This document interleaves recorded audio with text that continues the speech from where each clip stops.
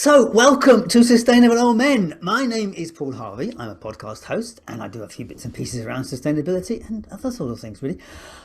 Oh my gosh, Gavin, I'm not sure which side you're going to appear on to me this time. Where are you, Gavin Linden? I'm here. Hello. Uh, I'm Gavin Linden. I am the founder of a company called Sustainology Limited, and I'm also a mad, keen Villa fan. And I'm honoured to be in the presence of. Howard Gunstock. Howard Gunstock. Hooray!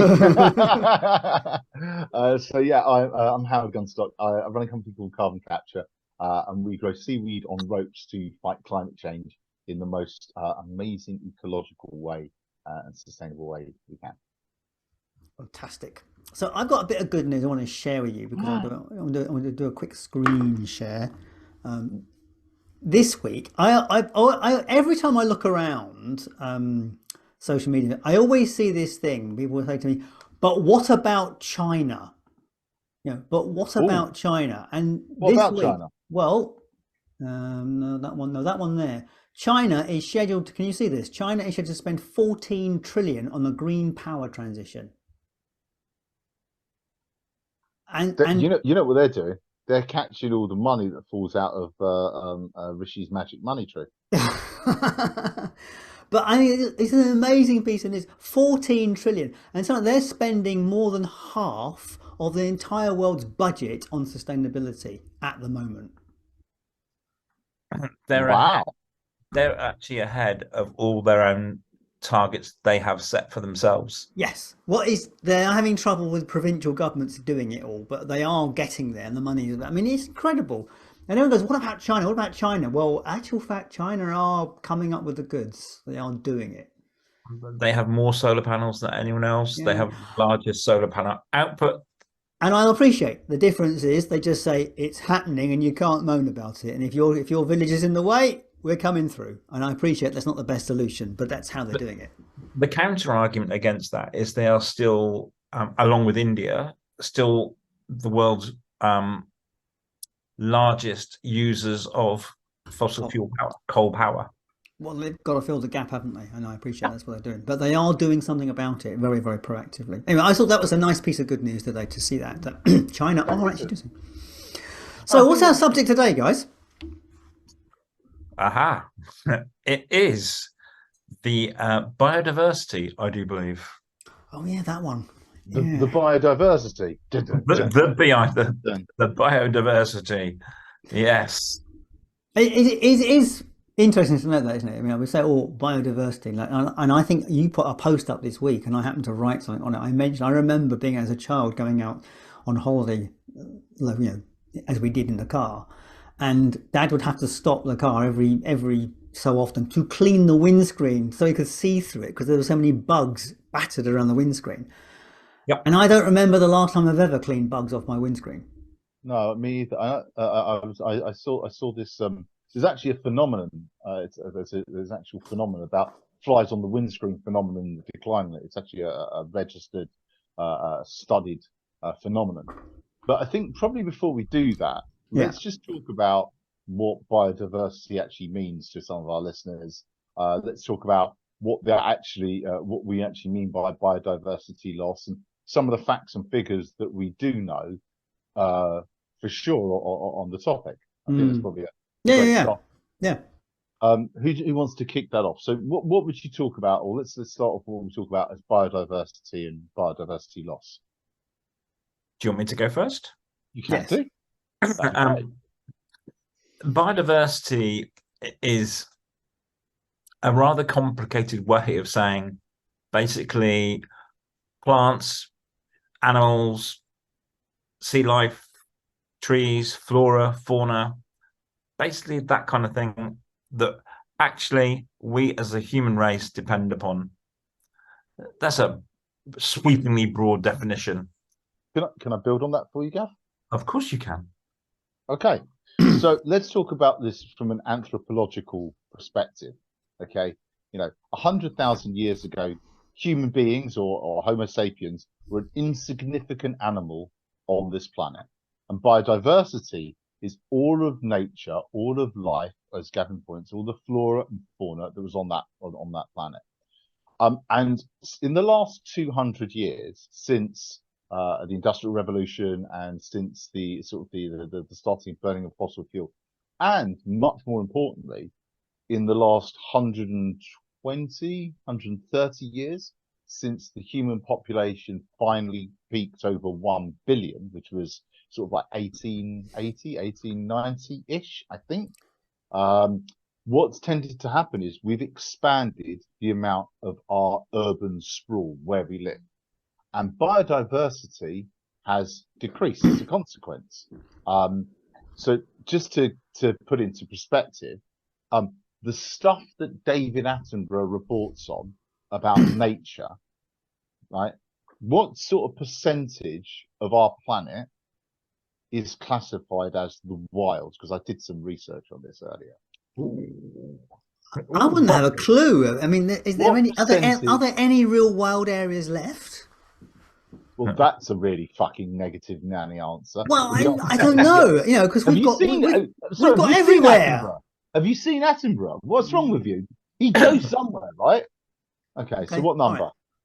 So, Howard, your definition of wild is what Paul is looking for. Yes. Yeah. All right. Yeah, that is it. What is it? It's 3%. 3? I was going to say 6. 3% of our planet is left as the wild. In context, in the 1960s, 25% of our planet was wild. And at 1900, it was closer to 50%. So when we say wild, do we lost? I'm finished. Let me go on my rant, please. Oh, no, sorry. In the last 70 years, we have lost 60% of the biodiversity on this planet. And when we talk about wild, we talk about areas of the planet where bears roam wild and free. Lions and tigers roam wild and free. The large keystone species of our planet roam wild and free. And that means wolves and all those other things. So whereas, you know, in context, when the Brothers Grimm wrote about the bears in the woods and Little Red Riding Hood, they were talking about bears in Germany. Bears in Germany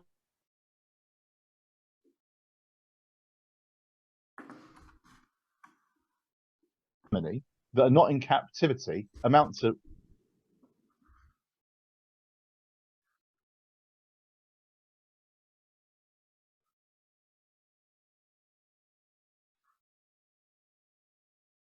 usable land for animals to thrive.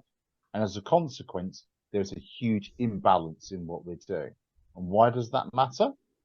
Why does the imbalance affect us? Is that a question for us? Yeah. Sorry. The question for you is, why does that imbalance affect us? Over 50% of the world's GDP, talking about it in economic terms, is dependent on biodiversity. Yeah. And I guess what you're looking at though in those wild locations, what you're talking about there is it's a location that manages itself because all of the systems are interlocked and managing themselves. You've got key species there. And it's all looking after itself. Whereas the majority of the landscape that we see and inhabit is managed by humans on some level. Let's take it. Sorry, can I just quickly just jump in there? Feel free. This is a good point, right? But those systems that manage themselves are the very same ones which show us that the Swiss Alps are down 10%, down 20% in the last 5 years. The polar bears that we all remember as the Fox's glacier polar bears, they're now starving to death. The penguins that we all love that live on the ice, they can't live on the ice because there's no ice for them to live on. They're not managing themselves. They're broken down to a point where there is little space for the wild to be wild, and it's going to disappear. Sorry, Gav, that's my rant. So, yeah, we'll come back to that point because I want to build on it. But I want to, Paul, refer you back to, I think it was your own story about the introduction of wolves into, I've got to make sure I get this. Yellowstone National Park. Yellowstone, not Jellystone, because that's a cartoon. Yellowstone, Yeah. and that was the reordering of the natural order, because basically man had hunted the wolves out of existence in that very park, and when they were reintroduced to reestablish the natural order, we've already talked about how that improved the flora and fauna and also the shape of the river. As that was done the podcast, let's retell that story. Do you want to retell that story? It's Howard's story. Thanks. God. Yes. So the Yellowstone National Park introduced 4 wolves back into the wild, of Yellowstone National Park. And what they thought it would do is it would stop. Was it reindeer or the animals? They had too many deer, didn't they? Or some sort of herbivore was overproduction. And so without the wolves, the deer was basically in overproduction. And what the deer would do, they'd eat all the vegetation. What would happen then is the wolves would start to hunt the deer, bring down their numbers, and the vegetation would grow back, which brought back lots of wild birds, lots of wild plants, which will allow for pollination. That in return stops the land being trodden on, which encouraged small animals below ground to thrive. And as a consequence of that, beavers were able to get more bushes and twigs to shape the rivers. And as a consequence, as Gavin said, the rivers were reshaped and fish were populated, all because 4 wolves went back into Yellowstone National Park. That's Wolves, the animal, rather than Wolverhampton Wanderers, the football team. God, he still put football into it somehow. We did our best to actually not mention football, but if we're going to mention it, 6-1. Howard, don't mention 6-1. Okay. That's Okay. good. Another story.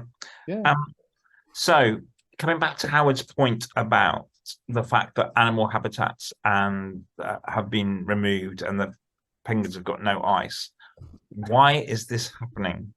So the first cause, climate change, is affecting everybody. Secondly, pollution. And that includes light and noise pollution, which will which will also affect animals. Then is the habitat loss. So in particular, the deforestation of the Amazon, for example, just for sake of argument.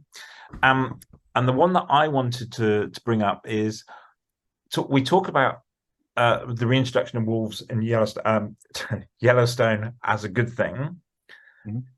On the other extreme of the seesaw, we'll talk about squirrels in the UK, because before the call, I was asking Paul about what colour are the squirrels in Scotland. They are red, and that is the natural squirrel or the indigenous squirrel to the UK. The alien squirrel to the UK is the grey squirrel, which is now the predominant species. It's an invasive species introduced by man. And another example would be knotweed. That's been introduced into the UK, and it's just devastating everything. So freshwater mussels, wasn't it? Is it freshwater mussels or something? Or yes, in Ireland, they have made that water so clear that the river has now gone, the lake has now gone green. Yeah. Crayfish, American crayfish, are now taken over. Yeah. So invasive species is another cause. I mean, I think when you talk about invasive species, you know, we are the invasive species. Yes. We're the invasive species. I think one of our earlier podcasts we were talking about this. That when Columbus conquered, mapped America, etc. The moment the foreign country came to a new land, they brought over diseases which radically wiped out the population down to just its bare minimum, and those populations then had to be built up again over long periods of time. I think, on that one, conquistadors brought influenza from Europe to America, and they had no natural resistance to it. Mm. And the same with slavery and malaria. Yeah. So, as a consequence of biodiversity being lost, and there's two examples of this that have happened this year. One's currently happening as we speak. The loss of biodiversity results in an interruption to the food pyramid and the food chains. Yeah. As a consequence of that, we've had lots of outbreaks of pests. So down where I am in the southeast, we've had outbreaks of fleas, and it's taken us 6 months to rid the dogs of fleas. However, more pressing is the current outbreak of bedbugs in Paris, which have now apparently they've already been spotted in the UK.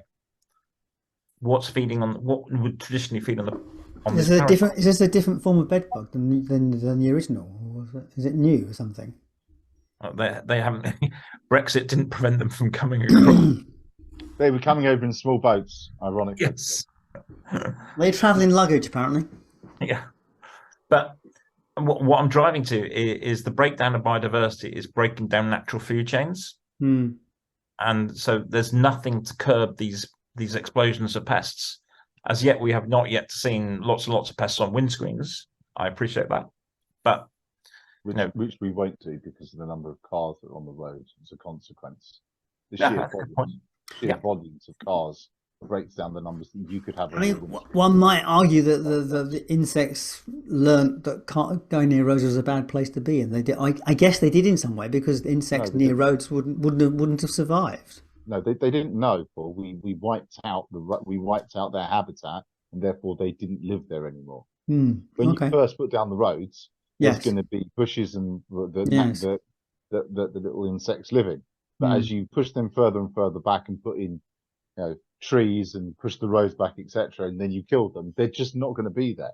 It wouldn't, ironically, it wouldn't take long for them to come back because they're still around. We just need to not drive for a couple of years. Okay. So, one of the drivers for the three of us discussing that this week is the State of Nature report that came out recently.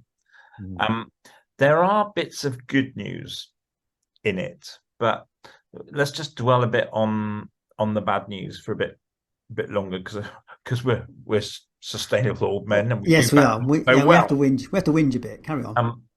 There are a growing number of species in the UK that are, to use the wonderful phrase from the actual report, on the red list, which is getting close to extinction. That to me is frightening. What's frightening? Which species? Can we just to unpack that? Which species are you particularly? I knew you were going to ask that question. So I'm discreetly going down the report. They're going to be mainly species that we don't see per se. So that'd be bits of fauna, flora, microscopic kind of creatures, and that kind of stuff. So why does this concern you? Sorry, because coming back to what I talked about earlier, the food chains. If you take away the foundation, does a house survive? And at the moment, so to link that back, you're saying, the bed bugs outbreak may have been managed by other smaller animals in the supply food chain of nature. Yeah. But do we have any examples of where of what that actually looks like? What, other than the Yellowstone wolves, etc. Can you think of some other examples of where it's worked and where breakdown hasn't worked? Because that would be helpful. Green fly and aphids. Okay. When you have a loss of ladybirds, sake of argument, loss of ladybirds, spread of aphids, loss of crops. So what does man do? Man starts using pesticides. Right. What do pesticides do? Kill aphids. They kill the insects. But then the residual goes into the ground, gets into the system, kills more of the foundation, as it were. Okay, but on the positive side of things, and it's not a positive side, but I'm just trying to play devil's advocate a little bit. Feel free. This year we had our biggest increase in the amount of butterflies we've ever Yes.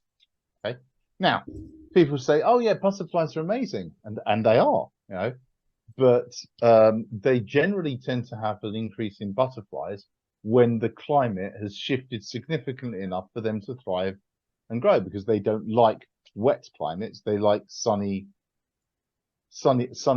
shores. Right. Yeah. Dry. Agreed. By the same token, okay, great. See more butterflies, absolutely fantastic. Our local horse chestnut tree, which is at least 5 meters away from where I'm sitting, no conkers this year. Or Do you think he said that to prevent the insurance company banning him from having home insurance? definitely 5, maybe even longer.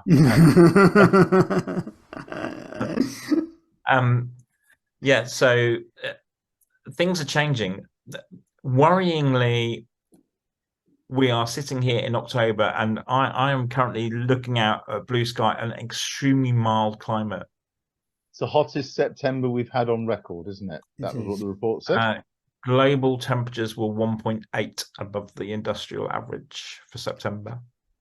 Okay, so that's above 1.5, which is the target. And at the moment, the excesses are temporary, but they're becoming more frequent. Yeah, they are. So what is happening to counter this? Because well, I know the EU did some big thing recently. They signed off on something huge, didn't they? Yeah, to try and reverse biodiversity loss. But some countries are already trying to water it down. So let's just talk about the things that we need to do to encourage biodiversity, and the sorts of things that our listeners can do, etc., which would make sense. And not only that, the sorts of thinking we're going to have to do. So I don't think it's too radical to say that it's impossible to turn back the clock. You know, all the money in the world can't buy a second of the past. That's just a fact. So we would need to make sure that we encourage what we've got left. So the things that really need to happen is we need to make nature thrive. So we had some really great examples at the beginning of this year, right? There was a big push for no mow in May, where people didn't mow their grasses in May to encourage the wild population, and wildlife to flourish in the spring. That was a great initiative, by the way, and many councils saved money on their hedge cutting and mowing because they didn't do it during that month, and they allowed sort of the grasses to grow longer. But what's the sort of things that we can do? So I've started to do that. I've started to, and I'm terrible at it, awful, but get plants which I water and tender and love. I know this sounds silly, but most plants will have small animals, small insects that live towards it. And what we're trying to do is we're trying to foster good practices. It would be a brilliant idea to repurpose all of your food waste into a compost, because when you create compost, biodiversity increases there. We do have to be careful about rats and sealed units, etc. But the amount of biodiversity in our soils is directly affected by the output of our consumption. So we can do things like that, which really does help microbial life and carbon-based life on below ground thrive.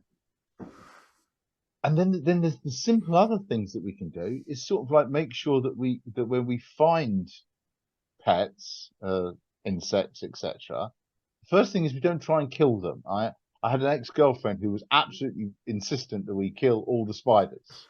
And spiders actually are a keystone species for a number of different things around our homes.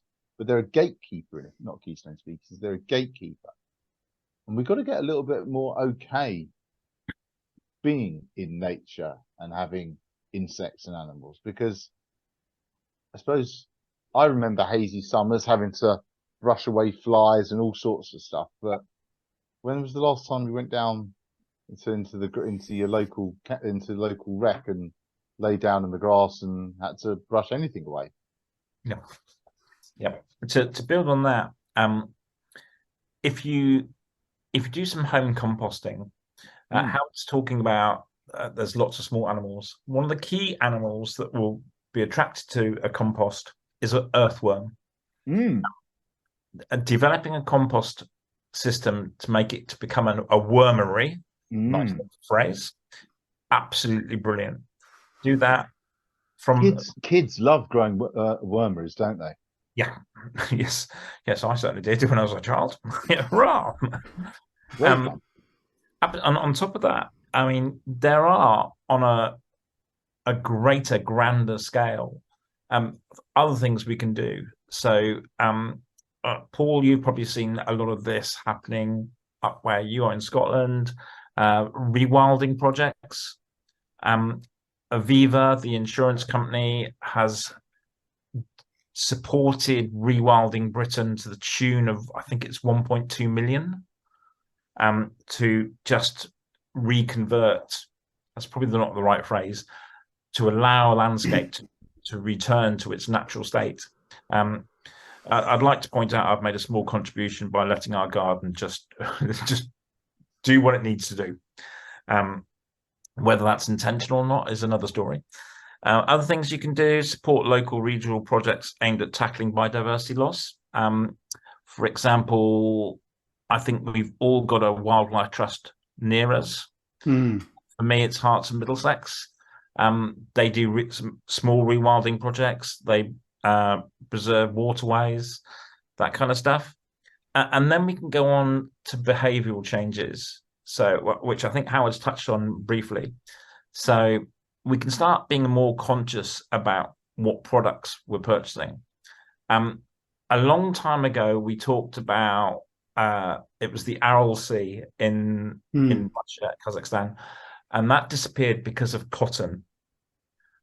Cotton is not the most environmentally friendly product that's ever been created.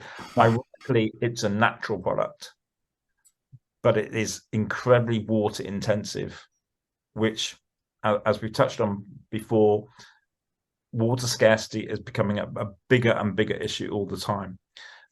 Recycling, doing stuff like that so we don't have to produce more.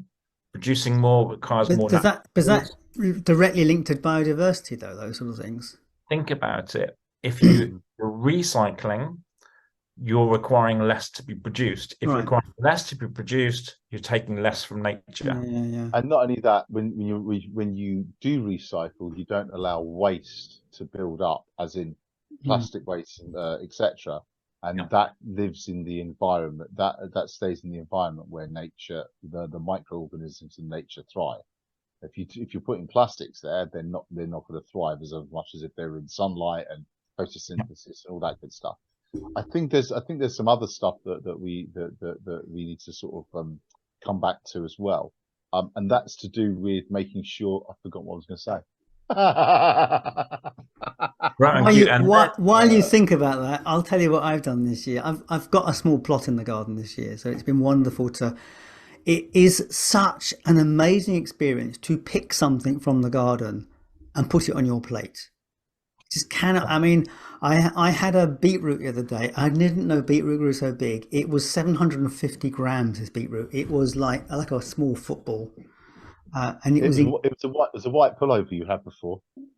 Was it? You rubbed it in beetroot. But I heard you could roast it, so I roasted this beetroot, and I thought that's amazing. It was so sweet, and so having something from the garden is just such a reward. It really is such a reward. So if you can do something like that, it does make a difference. I cut the lawn this year. I did cut it after May, but I didn't cut all of it. So I kind of cut I left a very big border around my garden this year, which went wild and stuff.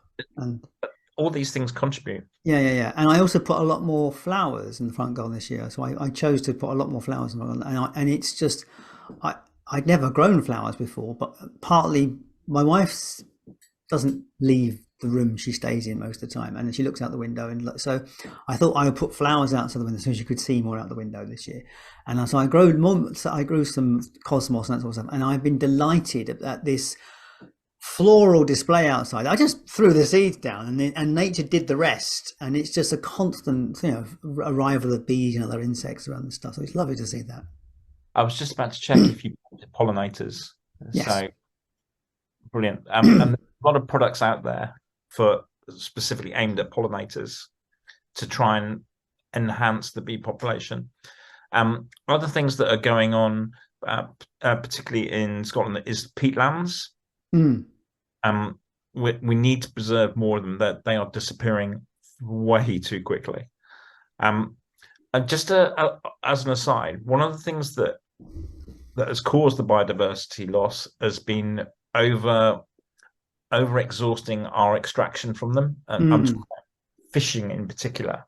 So marine fisheries, the fish stocks have dropped dramatically. However, where a region is sustainably managed, those fish stocks are coming back. And I query the thought about, is catching a fish ever sustainable? But park that for a second. One of the other big changes is the sustainably managed areas are producing larger fish. So that's another benefit of actually becoming a bit more sensible on how we manage nature, or helping nature manage itself is probably a better phrase. We've played for enough time. Do you think Howard's remembered what he was going to say? I have remembered now what I was going to say. Thank heavens. So, actually, one of the things I was going to talk about is making alternative ways to sort of like clean our house. And I know this might sound a little bit left field, but I've become a huge fan of bicarbonate of soda and malt vinegar rather than using kitchen cleaning products. Bicarbonate of soda, lemon juice, vinegar, anything slightly acidic, it takes away all the issues. You don't have to scrub, you don't have to do anything, you just leave it there to dissolve, you can wipe it away. Why is that such a big thing? To actually produce the Sillet Bang, the other cleaning products are available, etc.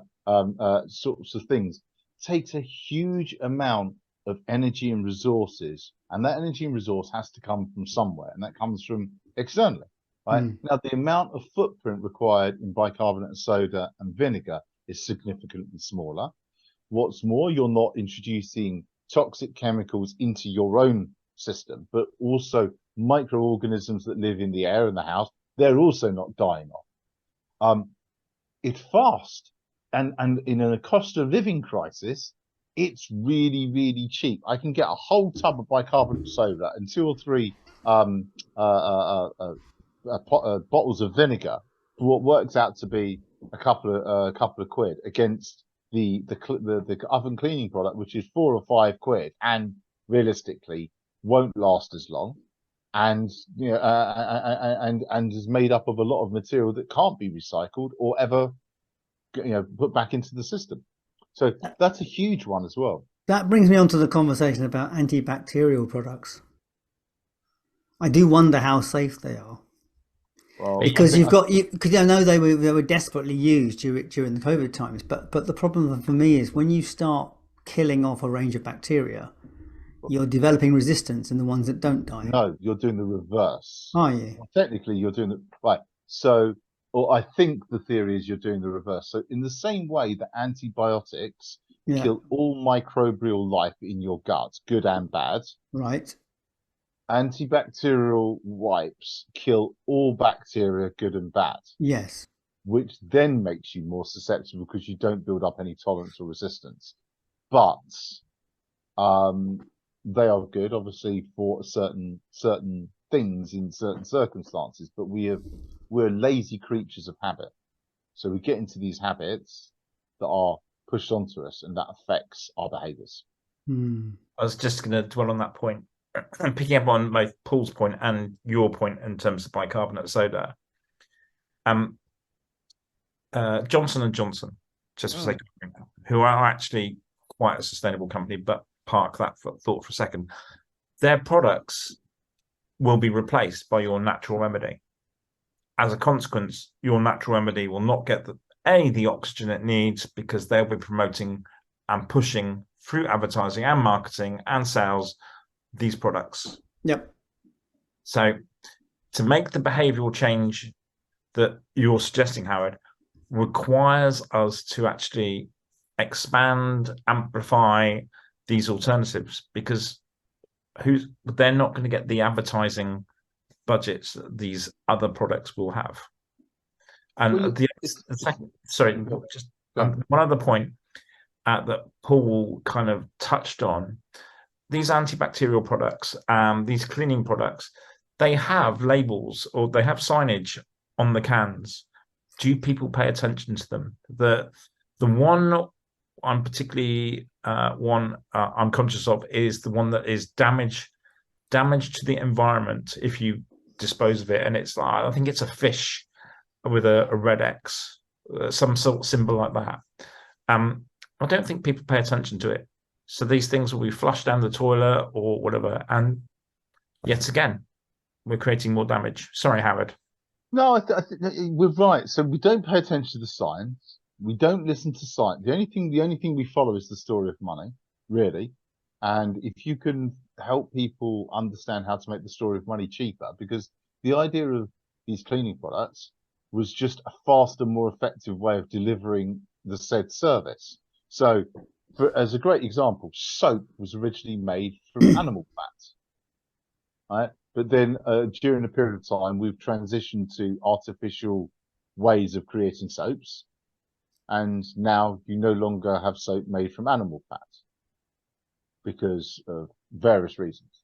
But all of the interventions that Johnson & Johnson do and all the other Unilever and such like, they are just convenient ways of delivering a service. There's no difference really between the bathroom cleaner, the kitchen cleaner, the floor cleaner. They're all types of bleach.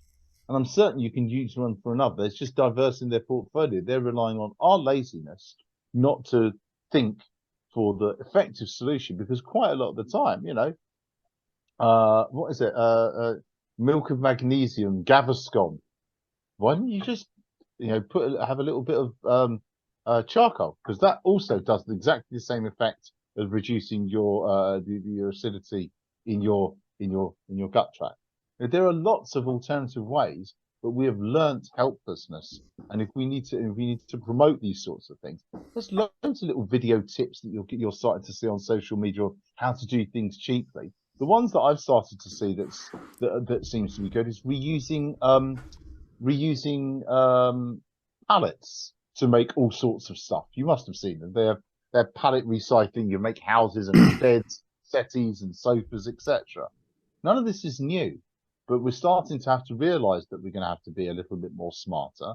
And if we can find ways of making our pound currency go further than the traditional mainstream, that's, I think, is one of the key avenues into changing people's behaviors.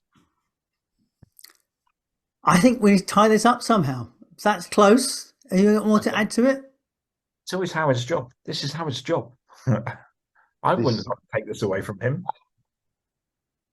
I think the point about it is biodiversity is something that we need to become conscious of, and we need to, and it's just like anything else that we're struggling and dealing with in this vast changing world, is that it's just be considerate to it and yet read the label before you buy it and things. Also, just to pick up on Howard's point, be sensible.